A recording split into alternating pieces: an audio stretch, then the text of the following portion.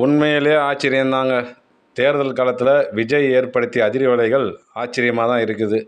நான் என்ன நெனச்சேன்னா, இது ஏதோ சினிமா நடிகர் பார்க்கறதுக்கு கூட்டம் கூடுறாங்க. இது ஓட்டெல்லாம் வராது. அவரு பார்க்க வந்த ரசிகர் மன்ற கூட்டம் இருந்துச்சு இல்லையா? ஒவ்வொரு தொகுதிக்கும் போம்போது. அப்படிதான் நானும் நெனச்சேன். ஆனா நேத்து தேர்தல் காலத்தில கொஞ்சம் வாக்கு வங்கி வலுவா தான் இருக்குது.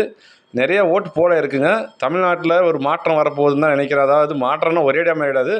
இருமுனை போட்டி, மும்முனை போட்டியா மாறியிருக்கு. 3 கட்சியும் வலுவா இயங்கியிருக்கு. அத பொறுத்தவரைக்கும் தமிழ்நாட்டில ஒரு புது அனுபவம். இன்னும் சொல்லப்போனா, தேர்தல் காலத்துக்கு வந்த பின்னாடி விஜய்க்கு இறங்குமுகமான சறுக்கலா தான் இருந்தது. இந்த கரூர் துயர சம்பவம், அவருடைய பர்சனல் லைஃப்ல அந்த மனைவி டைவர்ஸு, இப்படி பல பிரச்சனைகள் அவர் மேல அடுக்கடுக்கா வரப்போ, அவருடைய இமேஜ் பாதிக்கும் தான் நெனச்சேன். ஆனா, அவர் ரசிகர்கிட்ட அது எந்த பாதிப்பும் ஏற்படுத்தல. நேத்து நல்லாவே ஓட்டு போல் ஆயிருக்கு.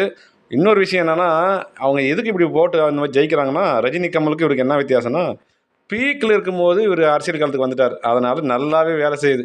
இப்ப ரஜினி, கமலுக்கு இருக்கிற பிரச்சனை என்னன்னா, வயசாகி கெழவனான பின்னாடி, அஜித், விஜய்லாம் உச்சத்துக்கு வந்த பின்னாடி அரசியலுக்கு வரதுனால அவங்களால பெரிய இம்பாக்ட் ஏற்படுத்த முடியல.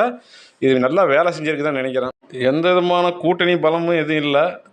அதே மாரி இவருக்கு அனுபவம் இல்லன்னு நெனச்சோம். பொதுமக்கள் கிட்ட அரசியல் சாரா பொதுமக்கள் பக்கத்துல இருந்து நெறைய வாக்குகள் பதிவாயிருக்கு. அது நல்லதா, கெட்டதான்னு வந்து இது என்னமோ தான் சொல்ல முடியும். சில தொகுதிகள்ல முதலிடமோ, சில தொகுதியில 2வது இடமோ, பல தொகுதியில 3வது இடத்துக்கோ வரலாம். பல இடங்கள் அதிமுக பின்னுக்கு தள்ளி 2வது இடத்துக்கு பிடிக்க வாய்ப்பு இருக்குன்னு சொல்றாங்க. ஒரு ஆச்சரியமான விஷயம் தான்.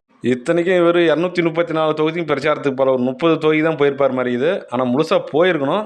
ஆனா எந்த குறைகளும் மக்கள்கிட்ட எடுபடல. அதான் இன்னும் ஆச்சரியமா இருக்கு. மொத்தத்துல எண்ணும்போது தாங்க தெரியும் விஜய் யாருக்கு அதிர்ச்சி தரப்போறாருன்னு. இல்ல அவருக்கே அதிர்ச்சி வருமான்னு தெரியல. நம்ம ஜனங்க புரிஞ்சுக்கவே முடியலைங்க.